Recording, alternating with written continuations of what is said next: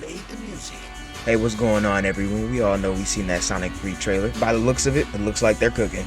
Just like Kendrick's been cooking this whole year with.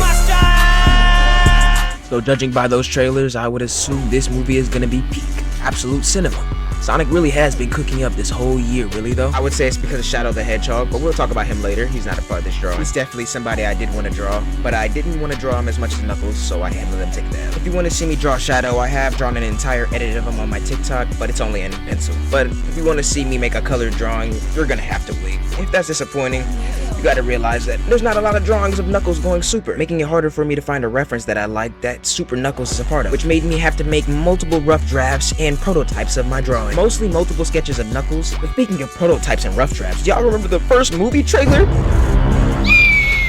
It's like they completely forgot Sonic is a cute animal with Super Saiyan 3 eyebrows. Man, the whole Sonic Foundation would have been in shambles if they kept those type of designs going. I mean, like, Tails' whole thing is that he's soft, smaller, and cuter than most of the other ones, but at the same time just as useful and smart. That's what makes him so cool, right?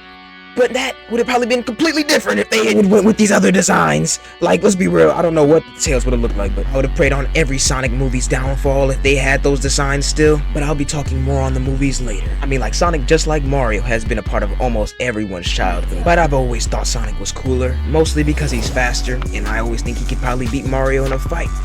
Death Battle doesn't think that clearly, but hey, we're not gonna talk about that. We're gonna talk about this amazing art.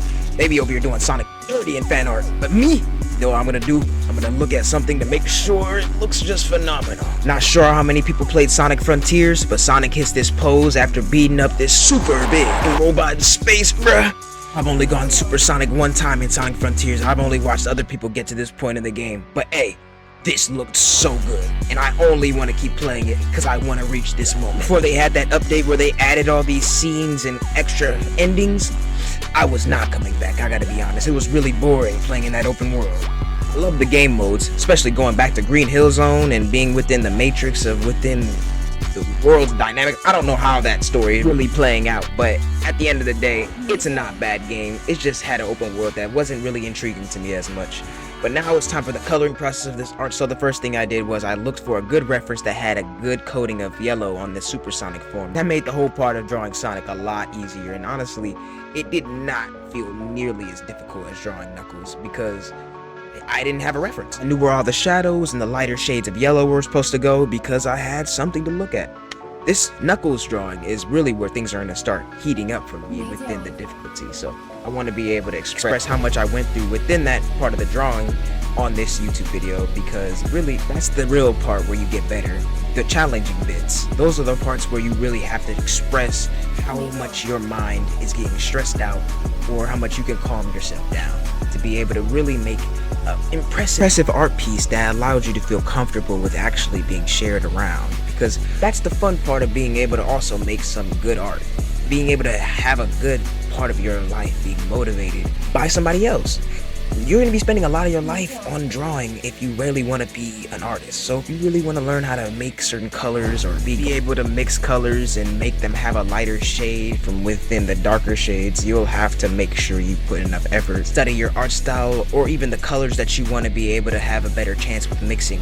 Like currently I'm mixing with pink, and honestly that wasn't very easy for me because I've never done that before. Even when I wanted to make Goku Black Rosé, I didn't really use as much pink because his aura is much more evil looking and honestly has more of a red wineish color to it. Knuckles has more of a hot pink vibe going on with him when he goes super, so I honestly had no idea how to really make those colors darker or leave a certain bit of light within it, which had me puzzled and honestly made me have to take a lot longer within making of this drawing.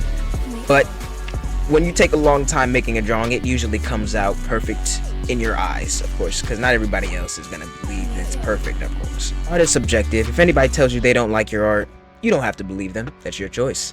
You get to have your own opinion about your own artistic values. Now, if I had to be real, I really love this drawing. My little sister does too, so honestly, I think it's a W. And perfect timing, because the movie had just came out right when I was about being finished. Now I have a new picture on my wall for it. Anyway, if you guys like any more Sonic characters, let me know in the comments. I might draw them. Anyway, until next time, peace!